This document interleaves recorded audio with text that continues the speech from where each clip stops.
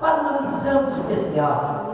Seriam 3 anos andando com Jesus, conhecendo os passos de Jesus, entendendo o porquê da vinda de Jesus Cristo e conhecendo e entendendo o reino dos céus. E dentre aqueles estava Pedro e estava João. E Pedro e João eram os 2 discípulos que mais participaram ativamente dos passos de Jesus Cristo. A todo momento nós encontramos Pedro e João próximos a Jesus.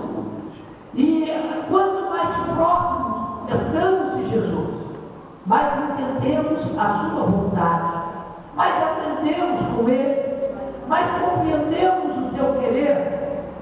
E esses 2, Pedro e João, que andaram junto com Jesus, que acompanharam o momento da crucificação, acompanharam o momento em que Jesus expirou, o momento que Ele entregou o Espírito ao Pai, o momento que Ele disse: está tudo consumado.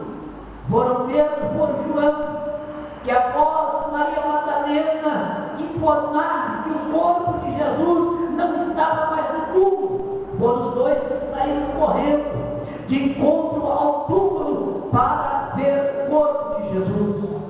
E esses 2, eles marcaram a Cristo Jesus. Ainda que você possa pensar, mas Pedro, ele por 3 vezes negara Jesus, sim, é verdade. Ele negara Jesus por 3 vezes, mas em um simples olhar de Pedro em direção a Jesus, ele percebeu o seu erro, ele chorou amargamente, ele se arrependeu de todo o seu erro e compreendeu que sem Jesus não dá. Aleluia. Encontramos Pedro e João em toda a história juntos com Jesus Cristo, em momentos de altos e baixos, em momentos de incertezas, em momentos de dúvida. Porém, esses 2, quando receberam a ordem do Senhor Jesus, quando disseram para ele que iria para o Pai e que enviaria um outro, o Consolador, e Jesus dissera: ficai, pois, na cidade de Jerusalém, até que do alto sejais revestidos do poder. Após a morte de Jesus, após a sua ressurreição, após ele ser assunto aos céus, ele agora deixava os seus discípulos a esperar a promessa da vinda do outro Consolador. E Pedro com João, reunido a outros discípulos, eles não fugiram dos ataques romanos, eles não fugiram dos soldados, eles não fugiram das perseguições que haviam em Jerusalém, mas eles permaneceram unidos e eles foram se unir em um cenáculo.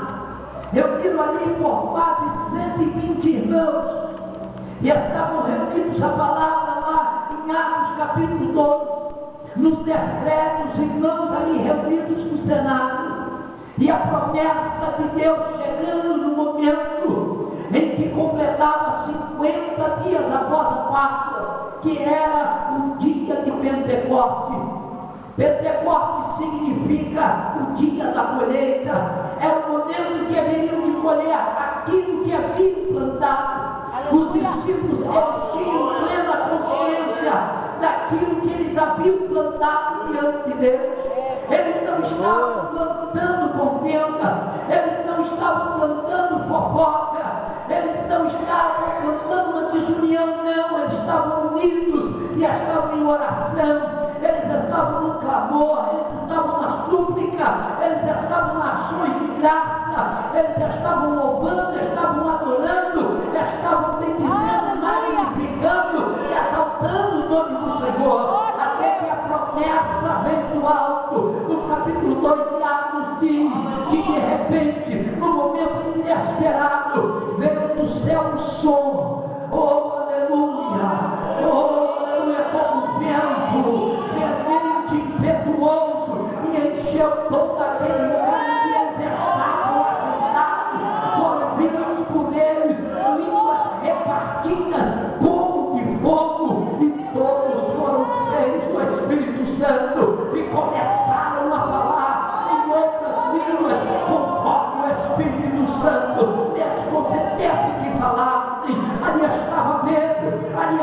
também João, em meio àqueles irmãos, eles agora não só estavam vendo as maravilhas celestiais, eles agora só não estavam contemplando os sinais vindos do céu, quando Jesus os operava, mas agora eles estavam recebendo do céu aquela graça, aquela virtude, aquela unção que eles esperavam vir sobre sua vida. Tudo quanto Jesus operava, os sinais que Jesus havia feito, tudo aquilo agora estava sendo entregue para aqueles irmãos. Pedro recebera, João recebera, e por sinal disso, como uma consequência da graça que descera naquele momento, Pedro levantou diante dos irmãos, quando alguém falara daquele mover do Espírito, que estavam ali homens embriagados, bêbados pelo vinho, e Pedro levantando. Pedro não tinha uma espada mais consigo, Pedro havia verdadeiramente se convertido, porque até o momento da crucificação, até o momento do Getsemane, quando Judas estava traindo Jesus, e Jesus estava sendo levado à presença de Caifás, Pedro ainda portava uma espada. Fora naquele momento que ele cortara a orelha do soldado Malco, ainda estava ele com a espada, mas depois que ele teve um olhar para o Cristo e vira o seu momento em que errara com Deus e que ele negara Cristo por 3 vezes, arrependido, ele largara a espada, ele largara todas as armas carnais e ele começou a seguir fielmente ao Senhor. Foi por isso que no Senado ele não empunhalou ali em suas mãos uma espada, não foi uma espada carnal, mas a espada do Espírito. Ele usou a palavra de Deus, ele usou o que havia escrito Joel no capítulo 2, no versículo 28, que naquele dia haveria de chegar o dia em que Deus derramaria do seu Espírito Santo sobre toda a carne.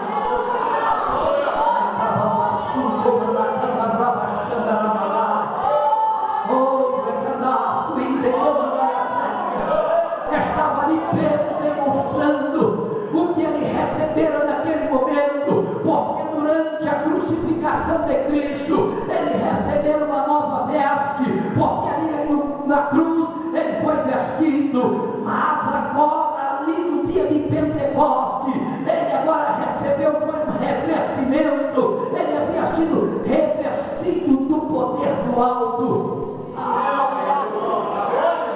A Bíblia diz que quase 3.000 almas renderam-se aos pés de Cristo, somente mediante aquela palavra pregada por Deus.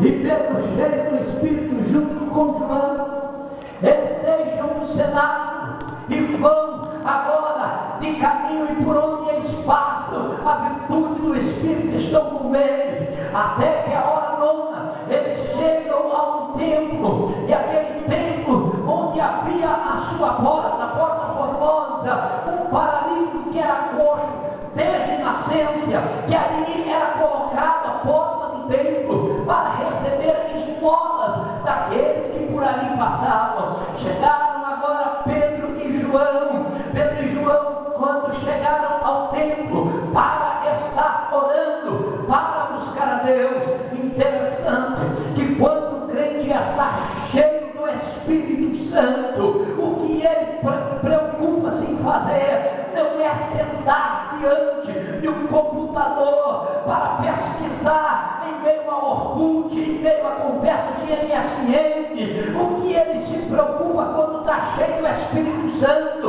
não é sentar-se diante de um aparelho televisor para ver se tem algo que lhe agrada, não. Quando está cheio